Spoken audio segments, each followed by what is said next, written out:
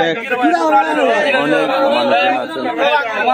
আছেন। আমরা একটু চেষ্টা করতেছি আর কি ব্যবসা হিসাবে। আমরা এখানে এই যে মেয়েটার একটা পরিচয়ের দরকার, একটু জিজ্ঞাসা করো তো। পারেন না, ঠিক আছে না? যদি কেউ চিনোইন বা পরিচয় জানা থাকে, ঠিক আছে, তাইলে ওই যে যোগাযোগ করার লাগি।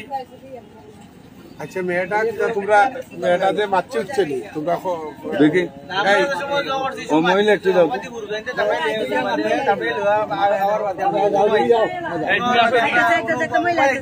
তুমি আসো না দিকে।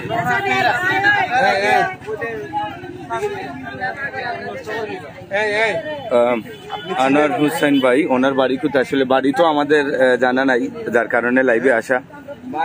হয়তো অত্র এলাকার কোনো মেয়ে হবে বা এই বোনটি হতে পারে। এখানে ব্যবসায়ীরা দেখছেন যে উনি এই কাপুনি অবস্থায় তিনি আসছেন এখানে, এটার জন্য আসা। আর ওনাকে যেহেতু আমরা বারবার জিজ্ঞেস করেছি আপনার বাড়ি কই, কোথায় যাবেন, উনি কিছুই বলতে পারছেন না। তো আপনারা অনেকের পরিচিত হতে পারে, আপনারা যদি এটা শেয়ার করেন হয়তো বা অন্যজনের এই পরিবারের যার সন্তান হারিয়েছে, যে মায়ের মেয়ে তিনি, এবং কোনো না কোনো ভাইয়ের বোন হবে, যে এটা লাইভের মাধ্যমে আমরা হস্তান্তর করেছিলাম বাচ্চাটাকে। এই যে গেটটার পরিচয় দিচ্ছি, গোবিন্দগঞ্জ বহুমুখী উচ্চ বিদ্যালয়, ছাতক সুনামগঞ্জ, এটার বোর্ড জ্বালানো আছে। আর এখানে অনেক ব্যবসায়ীরা স্থানীয় যারা আছেন বা আশপাশের গ্রামের পরিবেশে, সেখানে এই যে আমাদের গোবিন্দগঞ্জ বাজার মুখেই ওইদিকে এসে প্রথম বুঝলি ফলা দরিয়া গেছে, যাওয়ার পরে পয়েন্টটাকে গুলো করে দিচ্ছে, কিন্তু কুটাই দিছি বিদা হয়ে যা। তো কোনো বয়স মানে কন্ট্রোল 4 টাকা পাইছি, ফলা দিছি খাইয়া হবো। যদি পরিচয় মতো থাকে দেশে এখন আইলো তোমার সাহেব ভাই ফোন দিয়া কইতে সাহেব ভাই এটা আলো লাগো। বর্তমানে তো অবস্থা পারে না, এখন ছাগল আইলে মাইসে কি অবস্থা করে রাইট বিরাইট। ও আপনারা ফোন দিয়া কইলাম ওটা এখন মই আওতা লাগাই। যদি আমাদের এলাকারও থাকে, বাইরের এলাকা থাক, যদি পরিচয় পায় কুতারে নিয়ে বাসা লিয়া গেলা যে চাই।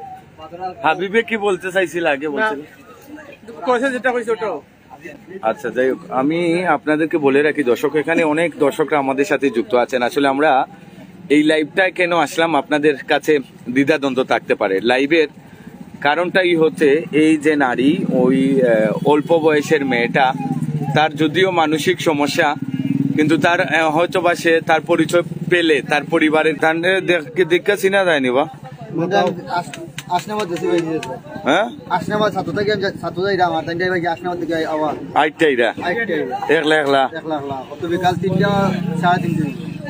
আসনাবাদের এলাকার মনে করো নি না? তুমি কি তা করো, গাড়ি চালাও নি? সামনে